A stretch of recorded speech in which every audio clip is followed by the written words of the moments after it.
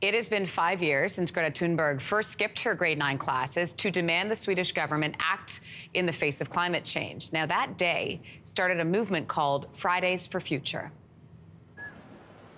And the question we must now ask ourselves is, what is it that we are fighting for? Are we fighting to save ourselves and the living planet? Or are we fighting to maintain business as usual? It feels like a lot has changed since that time, right? 5 years ago. So what does the future of the climate change movement look like? For more on this, we're joined by Laura Zizzo, co-founder and CEO of Manifest Climate. Good morning to you.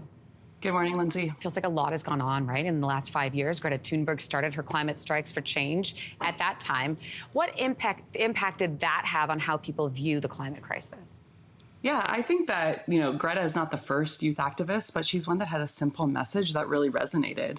Why are you sending us to school to improve our future when we know there's this crisis that's going to impact our future and not enough is being done? And I think that really resonated and rallied a lot of people. But there's been youth for 20 years plus doing this. I myself got started in the youth movement, and it led me to create Manifest Climate, which is continuing to hold decision makers accountable for climate impacts.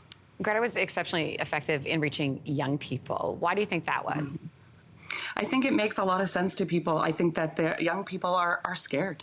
My children themselves, I have 12-year-old twins. They're telling me they're scared about climate change. And I think, their friends are scared. They see what we just saw in the news, fires and impacts of climate change, and not enough being done to address the systemic problems. We need to reduce our greenhouse gas emissions and prepare for these impacts like it's the crisis it is.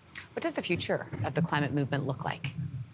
I think we're moving from it being a fringe sort of activist issue to a core business and political issue. And I think finally those in power across organizations and across governments are seeing that we have to do something across everything we do. Every decision has to be with the lens of climate change because it's impacting absolutely everything. Does it feel like the pace is picking up, or are we just paying more attention to it? You know what? I have been doing this for my whole career, as I said, and it certainly is picking up. I think the last 5 years, I think there was something about COVID as well, that we saw this disruption, and we said we need to do something. So hopefully that continues with the urgency that we need. You mentioned, systemic change is the most important tool in fighting climate change. What can individuals do to help? Yeah, it really does seem sometimes fatalistic, doesn't it? Like, can anything I do help?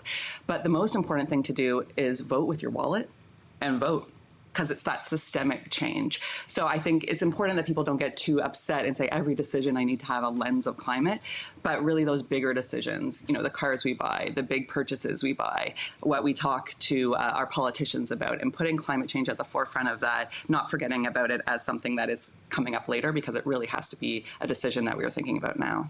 Laura, thanks for your time this morning. We appreciate it. Thank you, Lindsay. All right, take care. Hey, thanks for watching. If you liked this, be sure to subscribe here, or you can check out more Your Morning videos right here.